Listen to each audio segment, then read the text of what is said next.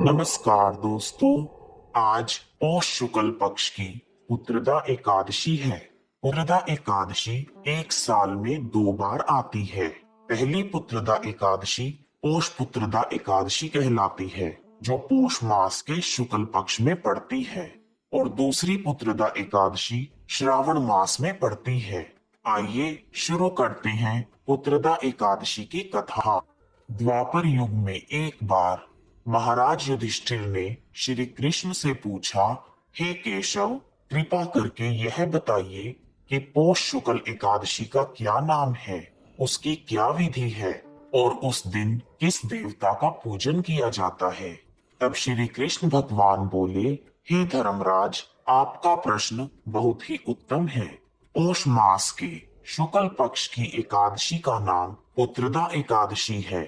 यह सभी पापों को हरने वाली है। इसमें समस्त कामनाओं तथा सिद्धियों के दाता नारायण भगवान की पूजा की जाती है। इस समस्त संसार में पुत्रदा एकादशी के समान दूसरा कोई व्रत नहीं है। पुत्रदा एकादशी के पुण्य से मनुष्य तपस्वी, विद्वान और लक्ष्मीवान बनते हैं। पुत्रदा का अर्थ है पुत्र देने वाली, अर्थात यह व्रत निसंतान लोगों को संतान प्रदान करने वाला है। पुत्रदा एकादशी का व्रत करने वाले मनुष्य को सुबह उठकर स्नान करना चाहिए। अगर आप संतान प्राप्ति के लिए यह व्रत कर रहे हैं, तो पति पत्नी दोनों को यह व्रत करना चाहिए। स्नान के पश्चात पूरे विधि विधान से भगवान श्री हरि नारायण की पूजा करें। यदि आप चाहें तो आप मंदिर में जाकर भगवान विष्णु की पूजा करें और प्रसाद चढ़ाएं।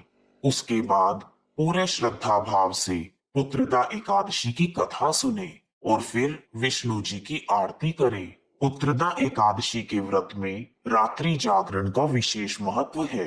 हे राजन, अब मैं आपको पुत्रदा एकादशी के महात्म्य से जुड़ी कथा कहता हूँ। ध्यान पूर्वक सुनिए। एक समय भद्रावती नामक नगरी में सुकेतुमान नाम का राजा राज्य करता था।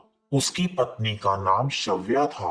राजा के पास धन, वैभव, हाथी, घोड़े, राज्य, मंत्री आदि किसी प्रकार की कोई कमी नहीं थी, परंतु उसके यहाँ कोई संतान नहीं थी। इसी कारण राजा और उनकी पत्नी दोनों चिंतित रहा करते थे। राजा यही सोचकर चिंतित रहा करते थे कि हमारे लिए पिंडदान कौन करेगा। बिना पुत्र के पितरों और देवताओं का ऋण मैं कैसे चुकाऊंगा। अवश्य ही मैंने पिछले जन्म में कोई बुरे कर्म किए होंगे, इसीलिए मेरे पास पुत्र नहीं है। राजा को इस प्रकार चिंता में डूबा हुआ देखकर रानी शव्या भी हर समय चिंतित रहा करती थी। एक दिन राजा इतना ज्यादा चिंतित हो गए कि उन्होंने अपने प्राण त्याग देने का निश्चय किया, परंतु आत्मघात को महान पाप समझकर उन्होंने ऐसा नहीं किया। उसके बाद राजा ऐसे ही सोच विचार में डूबा हुआ अपने घोड़े पर चढ़कर जंगल में चला गया और पक्षियों और पेड़ पौधों को देखने लगा।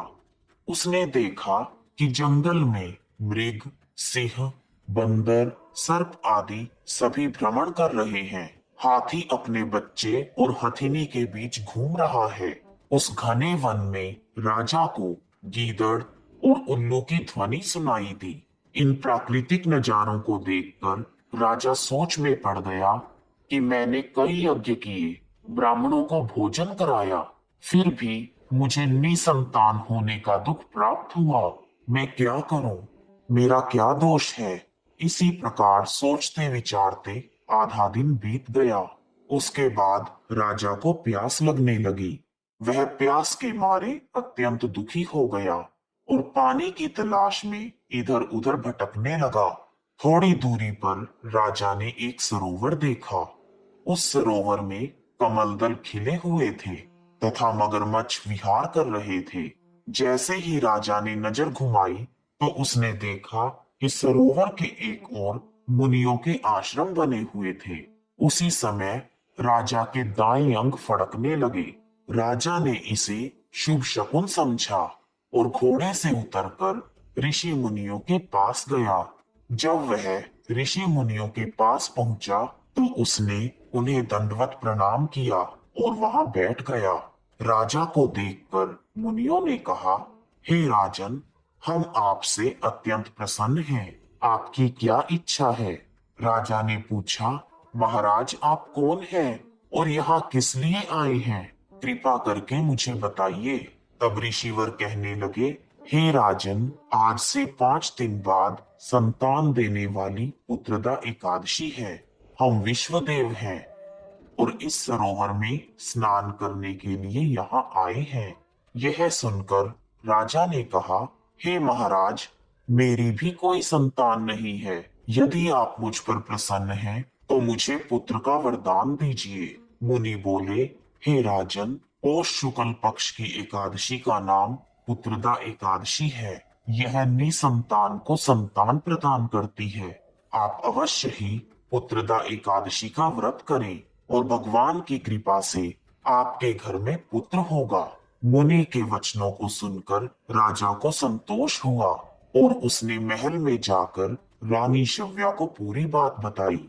और पुत्रदा एकादशी के दिन राजा और रानी दोनों ने पुत्र प्राप्ति की इच्छा से पूरे विधि विधान से पुत्रदा एकादशी का व्रत किया और द्वादशी के दिन पारण किया। कुछ दिन बीतने के बाद रानी शव्या ने गर्भ धारण किया और 9 महीने के पश्चात उनके यहाँ एक अति तेजस्वी पुत्र हुआ। वह राजकुमार अत्यंत शूरवीर, यशस्वी और प्रजापालक बना।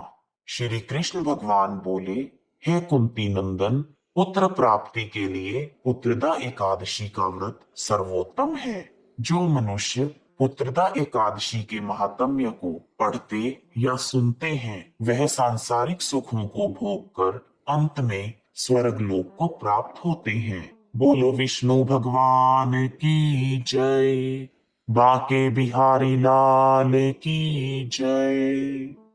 यदि आपको पुत्रदा एकादशी की कथा पसंद आई है तो कमेंट बॉक्स में जय श्री कृष्णा लिखना ना भूलें। आप सभी का हार्दिक धन्यवाद।